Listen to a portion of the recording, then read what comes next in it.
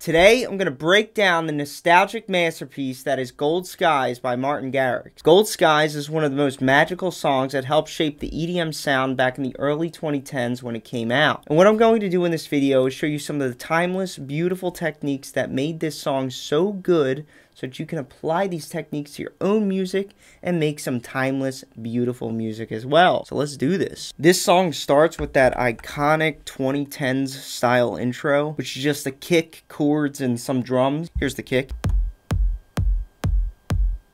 Then it has those nostalgic toms.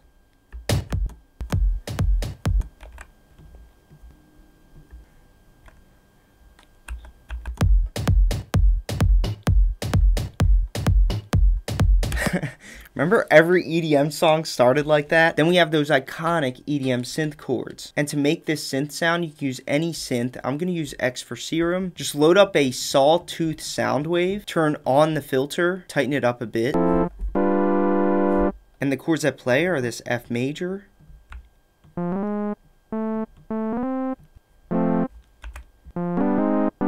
this G major, and A minor,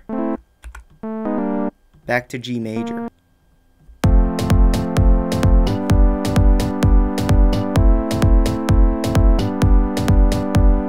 But there are some hidden gems in the way these chords are played, because I think in their basic form, which is this, they're kind of boring. The first part is this pedal tone, which Martin Garrix always used pedal tones. This pedal tone is on the A, and a pedal tone is just a note that plays with every chord and doesn't change. And then on these G major chords, this note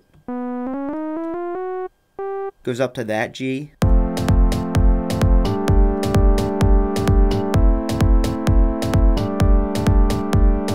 Now it's sounding like Gold Skies. So now technically these aren't G major chords, they're just rooted on the G note. That G is doubled and then a second instead of a third. Then there's my favorite part of these chords. He makes this pedal tone flutter, and he makes it happen on the second and fourth chords.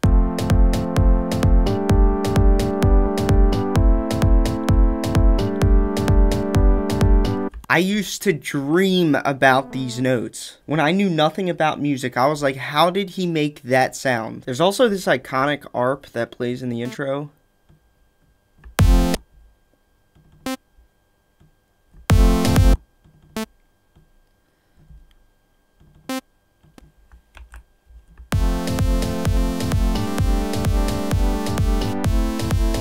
I really don't know how to make it, but it sounds something like this.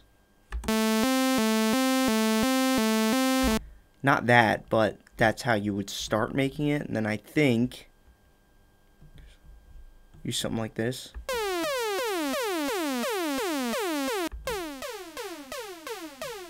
It's like a ray gun shooting, I swear.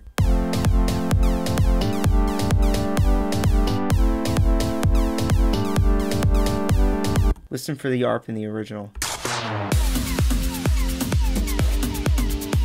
Now back to mine. Gotta be close, right? This whole intro, I think it goes for 16 bars. There's also some tops in the intro, which were very fitting for the time. And so yeah, the song starts out like this, which was like every song in EDM at the time.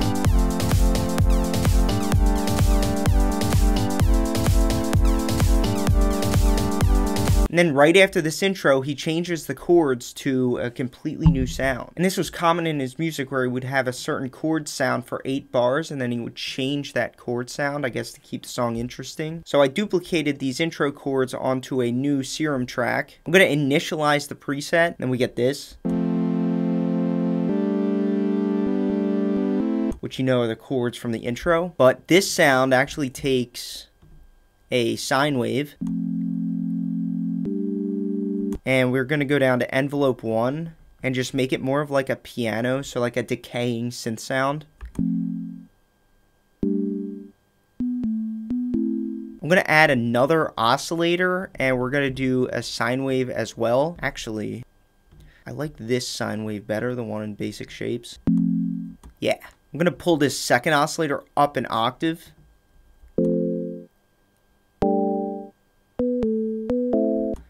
I'm going to turn this one down just a little bit. I'm going to go to the effects tab and we're just going to put a lot of reverb on these.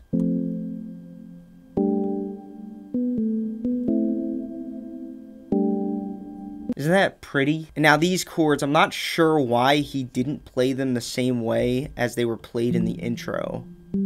He took the root note and doubled it, and then he took the third and he put it up an octave, and then he also doubled the fifth, and then he followed that pattern for the next 3 chords. And then you get this sound.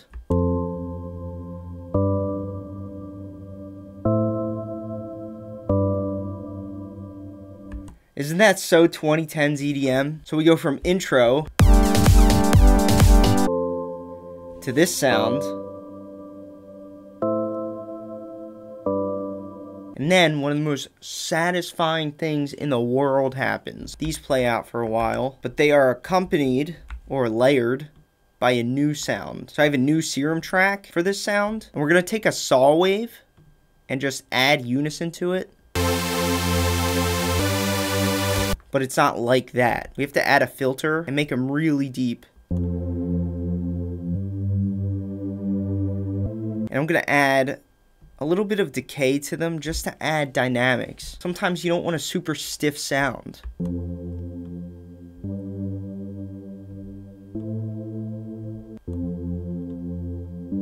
little bit of reverb. Then check this out. We're gonna pull it down an octave.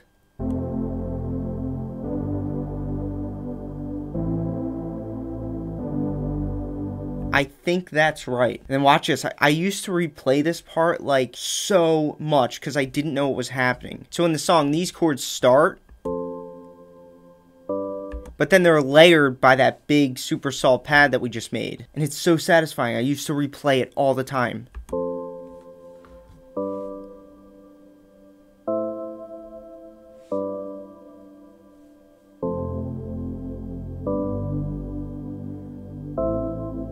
I used to hear that and I never knew it was happening.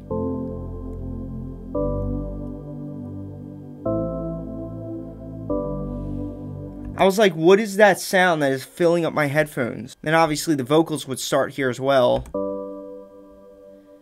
See the smoke and the sunrise. Oh, that was bad. So now these pads play for about 16 bars, and then those intro chords come back in with the hook vocal. So it goes from like this, and then the verse ends, and this comes in.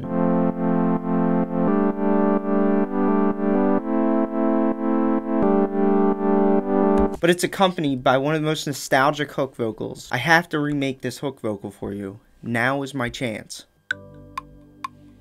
Coming up, coming down, look at all the love we found. Just the sun, feel me now, we will live forever. Alright, I just got to do that like 5 more times to get that chorus effect. Alright, here's the vocal. Coming up, coming down, look at all the love we found. Maybe the chords will help him out.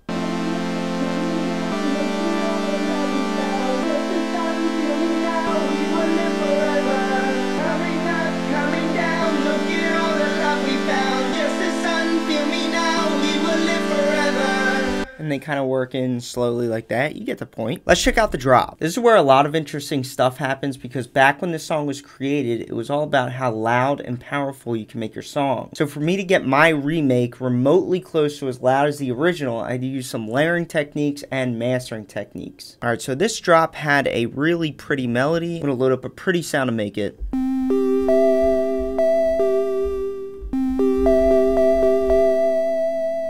Now this drop doesn't use this sound, but I just want to use it to get inspired real quick, and then we'll change it. This melody uses the chords from the intro, and then goes like this.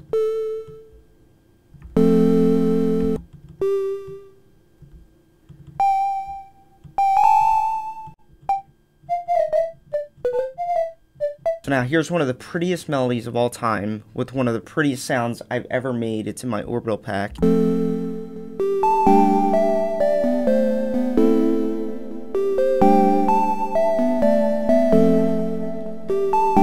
Isn't that nice? so happy I get to make this song right now. Alright, so now that we have the melody, let's stop messing around and actually make the drop. So step one is I'm just going to take the melody and put it on the actual sound that was used to make that lead. So I'm just going to get a fresh instance of XFER Serum to make this sound. Mind you, all the sounds for this song are very simple sounds, and you can use any synth of your choice. I'm going to paste the melody notes. I'm going to initialize XFER Serum, and by default we get this, which is still close to the original sound. The original sound used a saw wave, but instead of the default one, I'm going to use this saw wave, the MB saw. We're going to pull this down an octave. And to get rid of that overlapping, we're going to turn on mono, and we're going to make it bend. And in the original, it has these little spaces in the melody.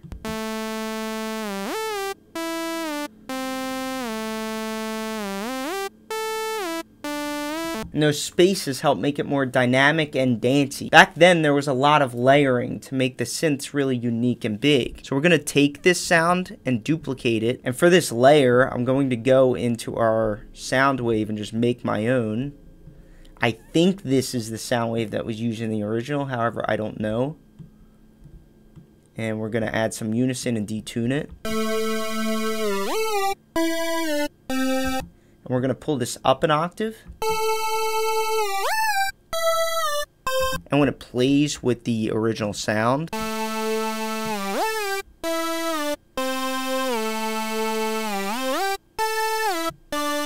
what I'm going to do to make sure I have the melody right is just take the chords from the intro and paste them in the drop, because they are the same chords that are used in the drop. So here's the chords from the intro. Now with our lead melody that we're building,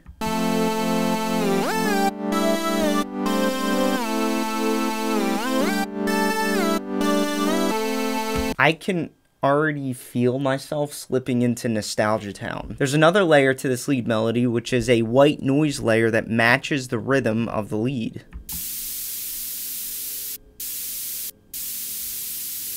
And what producers still will do today is they will layer their lead melodies or their chords or whatever instrument that they would like to enhance with a white noise layer that matches the rhythm of it, and that helps create a really big sound.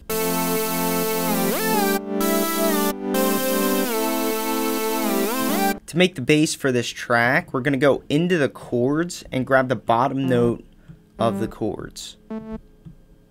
Now the bass I kind of struggled with, so bear with me. I think I got pretty close. We're going to make a new MIDI track, and again, I'm going to use XFER Serum. This is a simple sound though, so you can use any synth. I'm going to paste these bass notes that I got from the chords. We're going to pull this down an octave, this oscillator. Turn on the filter because it is loud.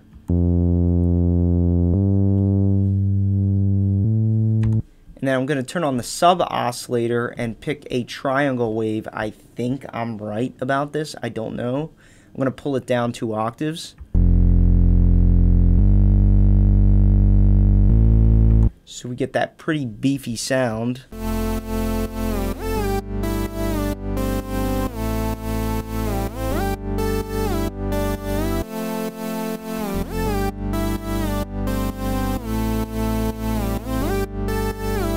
I'm getting pretty close to Nostalgia Town. Another thing I used to think was so cool about this lead melody is that instead of like the big room reverbs that most of the house songs were using, it used a very small room reverb to make it sound like it was playing in a closet.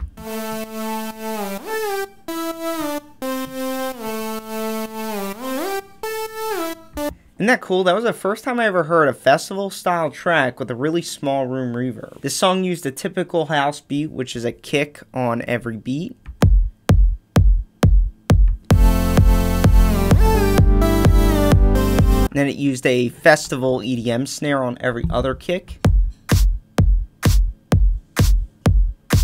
I haven't used a clap snare in like a decade, so it was nostalgic to get to use one today. And another place producers would add noise to their songs was behind the drums, because you can add a lot of noisy stuff behind them. So I found this loop that has no other purpose than to add noise to a song. Now I'm going to play this drop back and then show you something really cool about how this song may have been mastered. Now when I play this drop back without anything on the master, it sounds like this.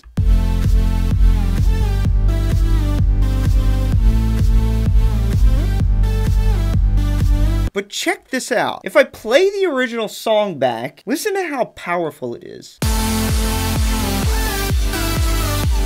Back to mine. Back to the original.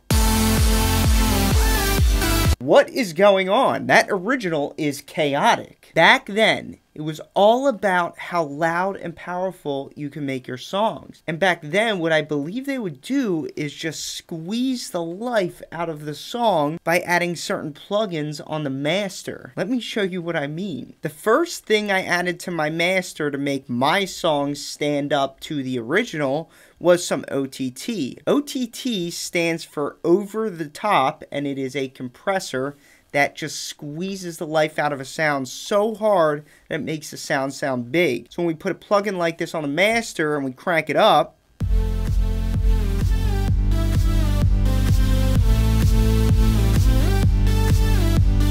which by the way, I would never add 44% of OTT on the master, but it made this song get a little closer to the original, so we're going to keep it. So against the master with just OTT, my mix didn't sound anywhere close to the original. So I added another plugin called Ozone. This is one of my favorite plugins of all time for mastering. It has this multi-band exciter, and all this does is it saturates certain frequency ranges, and it makes them sound louder by adding stuff to them.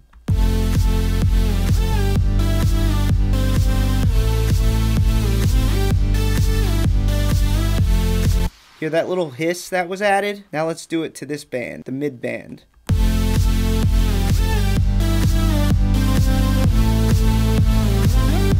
Let's move on. I added some chaotic EQing to rebalance this entire mix.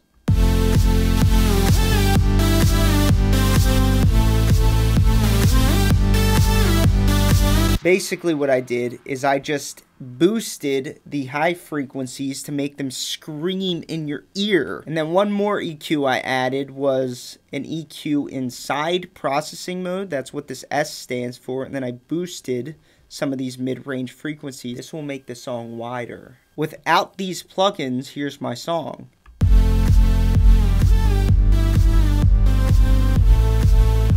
And with these plugins, we get this.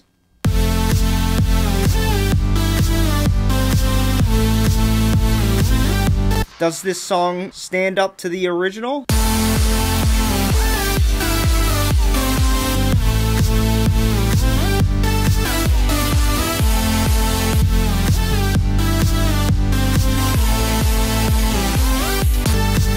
It's close, but it's really not close. Those guys were scientists in the way they added loudness and power to their songs, and this is as close as I could get to the original, and I think I got like 80% there, and I gotta tap out now. So, I hope you guys enjoyed this video. If you would like to learn one-on-one with me as your music production coach, check out the links below to my courses and my coaching program. I have learning programs for producers of every skill level. And as always, thanks again for watching, and stay tuned for the next video.